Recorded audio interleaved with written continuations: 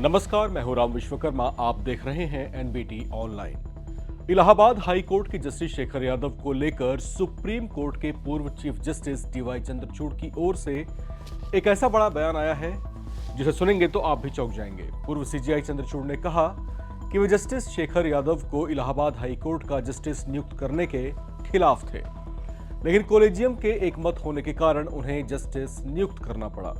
यह बयान देकर पूर्व chief justice of India D Y Chandrachud ने चौंका दिया है। अमूमन सार्वजनिक तौर से जज एक दूसरे पर टीका टिप्पणी करने से बचते ही रहे हैं। खुलेआम एक दूसरे की आलोचना करना भी काफी रेयर है।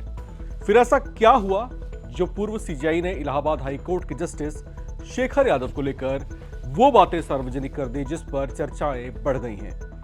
ये बताएंगे आपको, लेकिन इससे पहले आपको बताते हैं जस्टिस शेखर यादव के बारे में, जो किसी खास वजह से इन दिनों बड़े विवादों में घिरे हुए हैं। दरअसल जस्टिस शेखर यादव ने पिछले दिनों इलाहाबाद हाई कोर्ट परिसर में वीएचपी के लीगल सेल की ओर से आयोजित एक कार्यक्रम में समान नागरिक संहिता विषय पर बोलते हुए उसका पुरजोर समर्थन किया था। उस दौरान उन्होंने कुछ ऐसी भी टिप्पणियां कर दी थीं जिस पर विवाद हुआ। उन्होंने मुस्लिमों की 4 शादियों को गलत बताया, इस्लाम के मुकाबले हिंदू धर्म को ज्यादा सहिष्णु यानी ज्यादा टॉलरेंट बताया, जबकि जस्टिस शेखर यादव ने कह दिया था कि मुझे ये कहने में कोई संकोच नहीं है कि यह हिंदुस्तान है और यहां हिंदुस्तान में रहने वाले बहुसंख्यकों के मुताबिक ही ये देश चलेगा। इस तरह का बयान देकर जस्टिस शेखर यादव विवादों में घिर गए थे। अब उन्हीं जस्टिस शेखर यादव को लेकर देश के पूर्व सीजेआई चंद्रचूड़ ने खुलासा किया है कि वे नहीं चाहते थे कि शेखर यादव इलाहाबाद हाई कोर्ट के जज बने। इसे लेकर जो वजहें उन्होंने बताई हैं वो ये है कि पूर्व सीजेआई चंद्रचूड़ को उनमें अनुभव और योग्यता की कमी लगती थी। ऐसे में वे उन्हें जज बनाए जाने के विरोध में थे। ये बात उस समय की है जब 2019 में Ranjan Gogoi chief justice of India हुआ करते थे।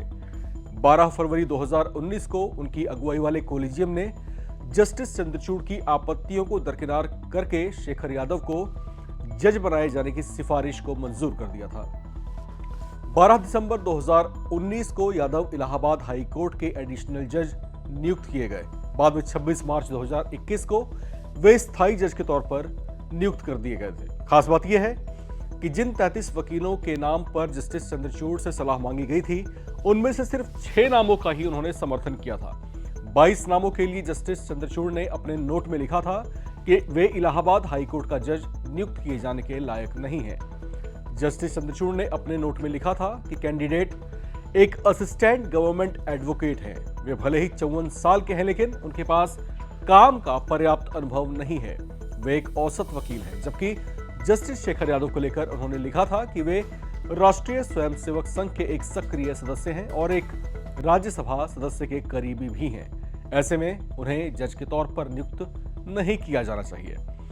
इस बात का खुलासा द लीफलेट ने अपनी एक रिपोर्ट में किया है। हालांकि कुछ दिन पहले ही अपने बयानों के कारण वे चर्चाओं में छाए हुए हैं। ऐसा भी कहा जा रहा है कि उन पर किसी तरह की संभावित कार्रवाई की जा सकती है।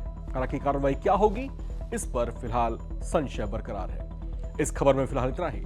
बाकी अपडेट्स के लिए आप लगातार बने रहें और देखते रहें एनबीटी ऑनलाइन।